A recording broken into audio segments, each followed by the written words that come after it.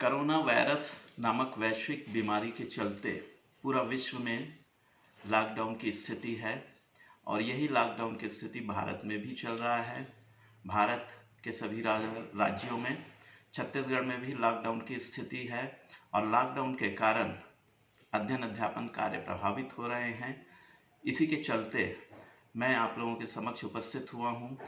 MS semester second समाजशास्त्र, जिसका paper है रिसर्च मैथोडोलॉजी, और इसके अंतर्गत जो टॉपिक मैं आप लोगों से चर्चा करने जा रहा हूँ वो है quantitative and qualitative research method के बारे में। Quantitative and qualitative research method, जिसे हिंदी में हम गणनात्मक एवं गुणात्मक सामाजिक अनुसंधान के नाम से पुकारते हैं। अनुसंधान का सामाजिक जीवन में अपना एक विशेष महत्व है। अनुसंधान के माध्यम से ही हमें नए नए जानकारी प्राप्त होती है। अनुसंधान जब किया जाता है तो वहाँ पर उस विषय या व्यक्ति के बारे में सावधानी पूर्वक खोज का कार्य किया जाता है। उनके माध्यम से प्राप्त होने वाले तथ्यों के आधार पर सिद्धांतों का अन्वेषण किया जाता है। साथ ही साथ विद्यमान ज्ञान की पुनर्परीक्षण भी की जाती है। इस प्रकार से नवीन ज्ञान की दिशा में किया गया क्रमबद्ध प्रयास ही अनुसंधान कहलाता है। अनुसंधान शब्द सत्य की खोज अथवा प्राप्त ज्ञान की परीक्षा करने के लिए वैज्ञानिक प्रणाली द्वारा किए जाने वाले व्यवस्थित प्रयास को कहा जाता है। और जब हम इसे सामाजिक जीवन से जोड़ते हैं, सामाजिक क्रियाकलापों, सामाजिक संबंधों, सामाजिक घटनाओं से जोड़ा जाता है, तो इसे हम सामाजिक अनुसंधान के नाम से पुकारते हैं। अनुसंधान, सामाजिक अनुसंधान या अनुसंधान से संबंधित विभिन्न प्रकार की परिभाषाएं दी गई है और इन सभी परिभाषाओं से एक ही सार निकलता है: नवीन ज्ञान की प्राप्ति करना और विद्यमान ज्ञान का पुनर्परीक्षण करना।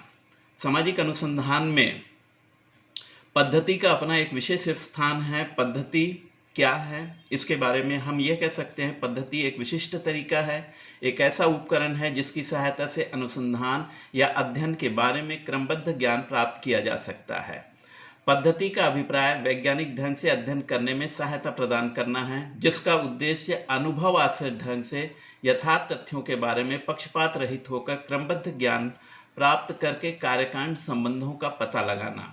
विज्ञान पद्धति के साथ चलता है और इसी के बारे में कार्ल पियर्सन का कहना है, समस्त विज्ञानों की एकता उसकी पद्धति में है।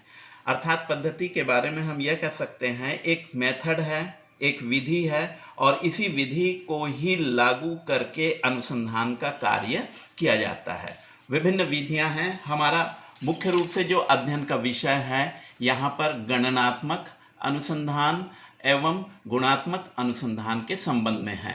तो सबसे पहले मैं गणनात्मक अनुसंधान के बारे में आपसे चर्चा करना चाहूंगा। गणनात्मक अनुसंधान या क्वांटिटेटिव अनुसंधान को हम मात्रात्मक अनुसंधान भी कहते हैं। यह वह अनुसंधान है जिसमें मात्राओं अथवा संख्याओं का प्रयोग किया जाता है। इसमें गणना को विशेष महत्व दिया जाता है। इस पद्धति में सामाजिक सर्वेक्षण प्रमुख है।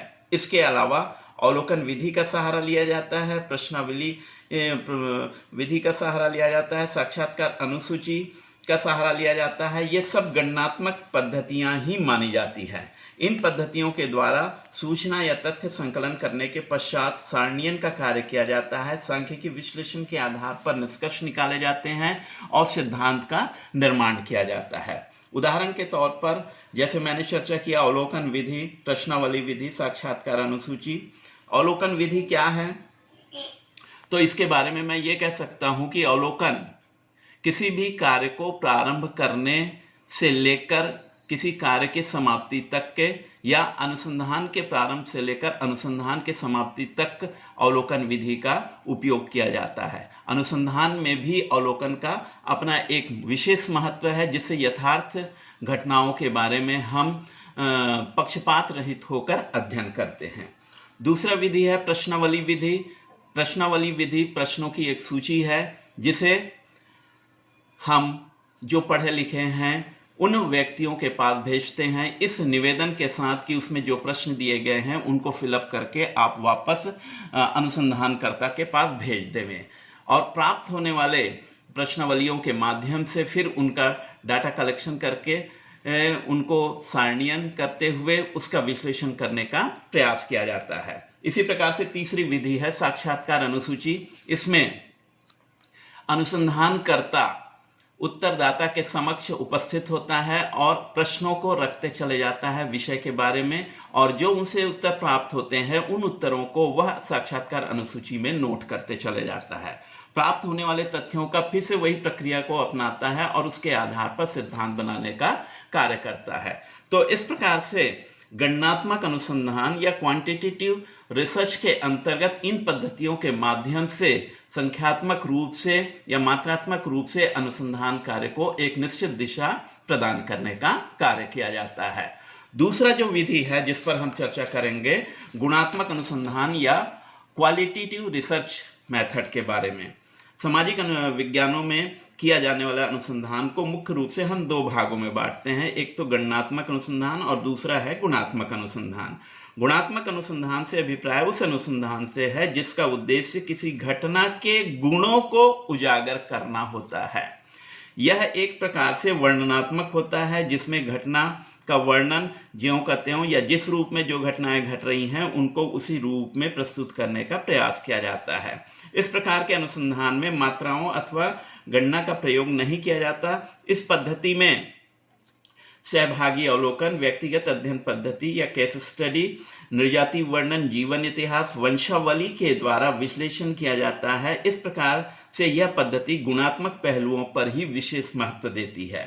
सहभागी अवलोकन इस अनुसंधान पद्धति का महत्वपूर्ण आधार है, जिसमें एक अनुसंधानकर्ता जिस विषय का अध्ययन कर रहा है उससे संबंधित क्षेत्र में जाकर वह वहां पर बस जाता है और इस ढंग से वहां पर रहने लगता है जिससे कि वह बाहरी व्यक्ति ना लगे। इसके बारे में एक डायलॉग कहा गया है कि समूह के हृदय के धड़कनों से अनुसंधानकर्ता के हृदय की धड़कनें मिल जाती है तो वह सहभागी अनुसंधानकर्ता कहलाने के लायक हो जाता है या सहभागी अवलोकन कहलाने के लायक हो जाता है। तो इस प्रकार से वह वहां पर सहभागी बनता है सभी क्रियाकलापों में और अपने उद्देश्य को भी पूरा करते हुए चले जाता है।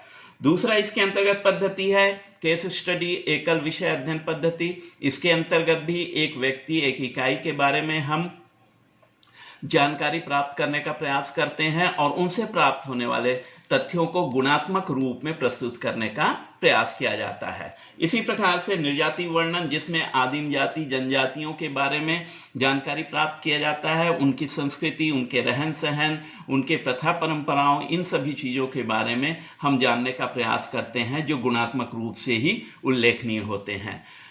जीवन इतिहास और वंशावली के माध्यम से भी गुणात्मक अनुसंधान का कार्य किया जाता है, जिसमें वंश के आधार पर उनके वंशों की क्या स्थिति है, पुराने समय में क्या वंशों के किस रूप में देखा गया, उनके द्वारा कहाँ किस प्रकार से व्यक्ति हुए और उन व्यक्तियों के द्वारा क्या क्या कार्य किए गए, इन सभी चीज़ों को गुणात्मक रूप से विश्लेषण करने का कार्य किया जाता है।